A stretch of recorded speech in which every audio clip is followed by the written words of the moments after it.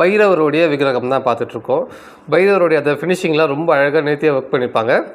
Back சைடில் அந்த நாய்க்குட்டியும் ரொம்ப அழகாக ஒர்க் பண்ணியிருப்பாங்க. கருங்காலி மரத்தில் இந்த மாதிரிலாம் ஒரு சிலை கிடைக்குமான்றா ரொம்ப ஆச்சரியமாக இருக்கும். நம்மள்ட்ட வந்து எல்லா சைஸான விக்கிரகமும் நம்மள்ட்ட கிடைக்கும். இப்போ நம்ம பார்த்துட்ருக்கிறது மரப்பாச்சி பொம்மை தான் பார்த்துட்ருக்கோம். நிறைய பேர் வந்து பழைய காலத்து வீட்டிலலாம் குழந்தைங்களுக்கு விளையாட கொடுப்பாங்க. இப்போ கருங்காலி மரத்துலேயே வருது. ரொம்ப சந்தோஷமாக நிறைய பேர் வாங்கிட்டு போகிறாங்க. குழந்தைங்களுக்கு விளையாடுறதுக்கும் கொடுக்குறாங்க.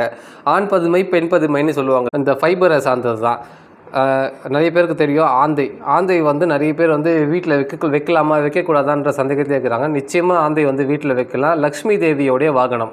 ஸோ செல்வத்தை வாரி வழங்கக்கூடிய லக்ஷ்மி தேவியோடைய வாகனத்தை வீட்டில் வைக்கிறதுனால நம்மளுக்கு அந்த பணப்பொழுக்கன்றது எப்பவுமே இருக்குன்றது ஐதீகம். ஸ்ரீ சக்கரம் பார்த்துட்ருக்கோம். ரொம்ப அழகாக ஒரு பிழை கூட இல்லாமல் அமைப்பாக பண்ணியிருப்பாங்க ஸ்ரீ சக்கரம் வந்து எல்லா தெய்வத்துக்கும் உரித்தானது.